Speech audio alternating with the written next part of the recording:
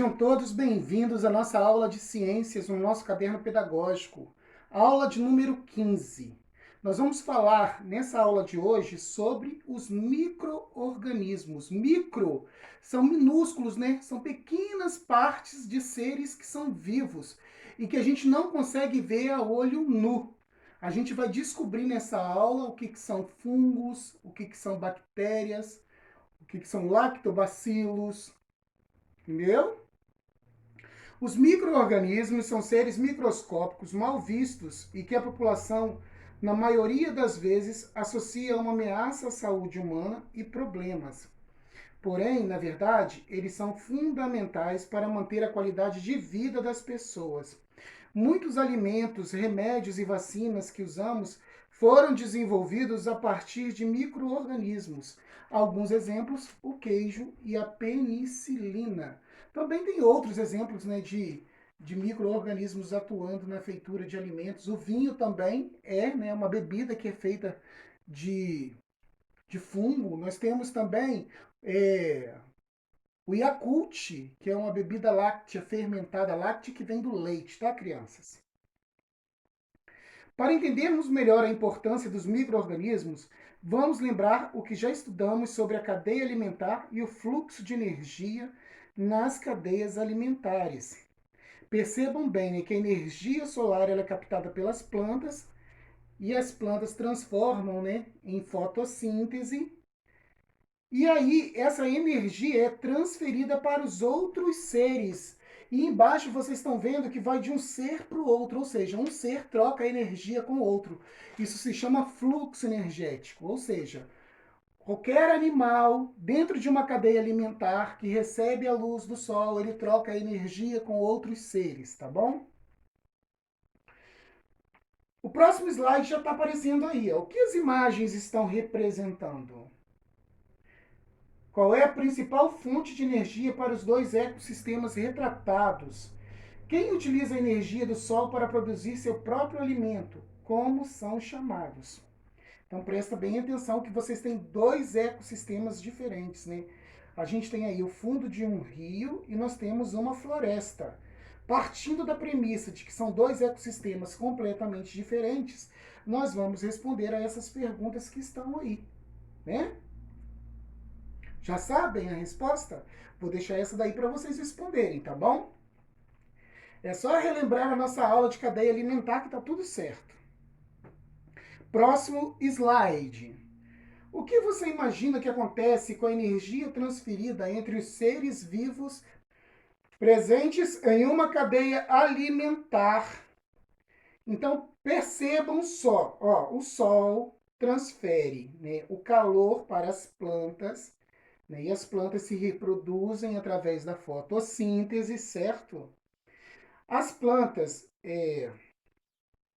a energia entra na forma de luz solar e sai na forma de calor. É o que a gente consegue ver aí, ó. A energia entra na forma de luz solar e sai na forma de calor, né? Ou seja, a gente recebe o sol todos os dias das nossas vidas, certinho? Então, ao receber a luz solar, a gente sente aquela quentura, né? É o calor, certinho? Próximo slide. Pirâmide de energia. Vamos conferir. Vamos analisar.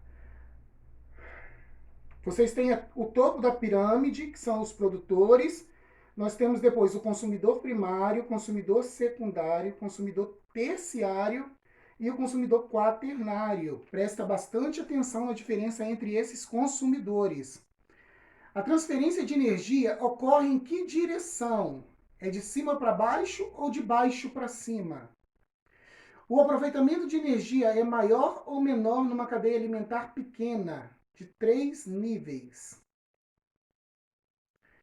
O aproveitamento da energia é maior ou menor? Para onde vai a energia liberada, perdida pelos seres vivos? No que ela se transforma? No que essa energia se transforma, crianças? Vamos pesquisar isso aí, hein?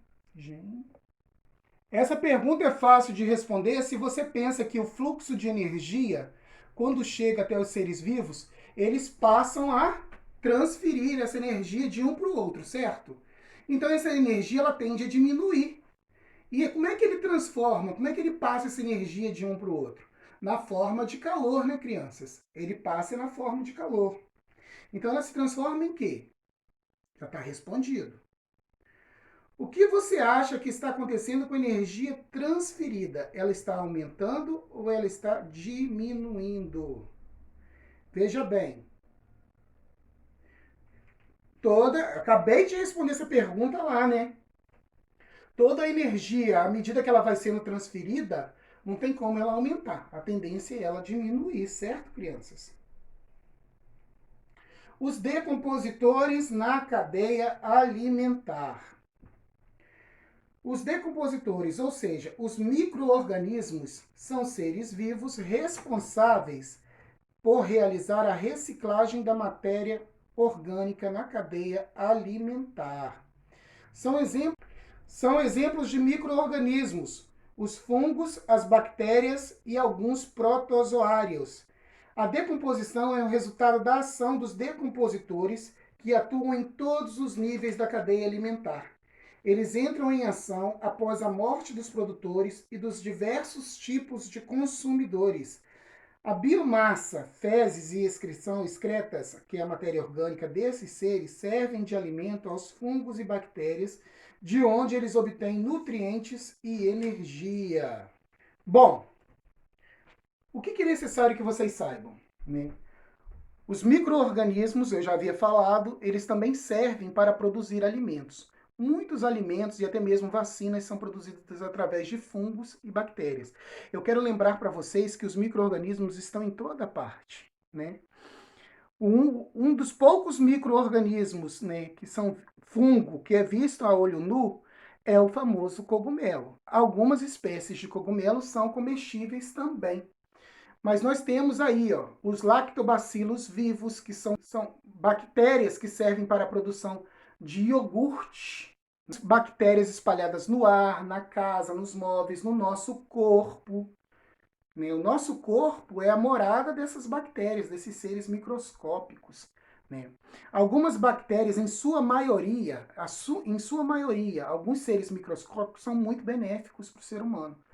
Exatamente por servirem para poder fazer vacina, para poder fazer alimentos, bebidas. Já outros micro-organismos, né, que também podem ser bactérias, né, que podem ser vírus, são prejudiciais aos seres humanos, que podem causar inúmeras doenças, como a tuberculose, por exemplo. Uma outra doença que é causada por vírus, a hepatite. A hepatite é uma doença do fígado, é uma inflamação do fígado que é causada por vírus. Tipos de vírus causadores de hepatite: A, B e C, tá bom? E essas letras servem para denotar o grau de prejuízo que esses vírus causam no fígado humano. Bom, agora que nós já aprendemos um pouquinho sobre micro-organismos, sobre vírus, bactérias, protozoários, né, nós vamos fazer as atividades do caderno pedagógico. Peguem aí o caderno de vocês e vamos fazer as nossas atividades. Projetada na parede agora estão as imagens dos vírus, dos fungos, dos bacteriófagos, ou seja, das bactérias, bacteriófagos e das bactérias, dos protozoários e dos fungos, outros tipos de fungos, ou seja, tem o fungo que é o cogumelo e tem o fungo ser microscópico. Tem um texto gerador aí chamado micro-organismos que vocês vão fazer o exercício de leitura, tá? Vocês vão ler para o papai e para a mamãe e vão pedir para o papai e para a mamãe escutar a leitura de vocês, no texto micro-organismos.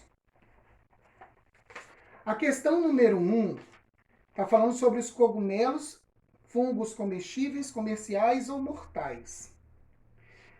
Aí nós temos os cogumelos gelatinosos, os boláteos e os chanterelles.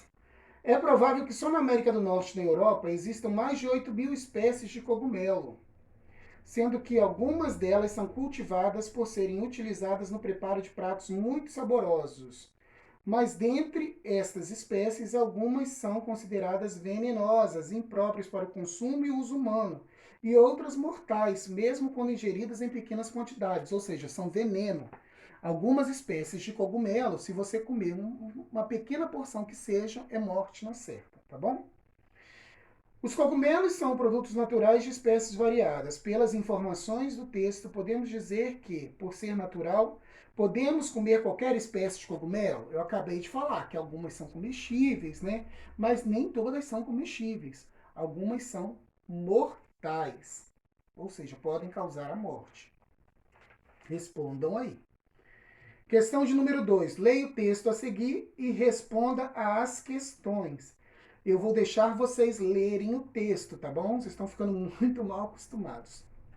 Depois de lerem o texto, responda as seguintes questões. Os lactobacilos, micro-organismos, foram usados na produção de qual alimento? Olha aí, crianças. Tá na cara, né? Eu quero lembrar para vocês, ao terminar essa aula, que os micro-organismos estão em toda parte, eles podem habitar o nosso corpo, eles estão no ar, na terra, no solo. Alguns micro-organismos são benéficos para a saúde humana porque a sua existência contribui para o surgimento de vacinas, de alimentos, de bebidas, tá? E já outros micro-organismos, em especial alguns fungos, alguns cogumelos, na verdade, são extremamente tóxicos e podem matar, mesmo que sendo ingeridos em pequena quantidade. O que eu quero que vocês façam agora, então? Além de fazer as atividades do caderno pedagógico, eu vou propor que vocês façam uma outra atividade. Pesquisem no Google, deem um Google, e vejam lá cogumelos comestíveis, cogumelos venenosos. Vejam as características de cada um, colham as imagens, observem, e depois de fazerem a pesquisa sobre cogumelos, pesquisem lactobacilos, tá certo? Para vocês conhecerem um pouco sobre esse pequeno micro-organismo que é o responsável pelas delícias de iogurte que nós tomamos, tá bom? Espero vocês na próxima aula. Espero que vocês tenham curtido essa aula, apesar dela ter sido um pouco densa, né? Aguardo vocês na próxima aula. Façam as atividades com muita atenção. Fiquem com Deus em casa. E se tiver que sair, já sabem, usem máscara.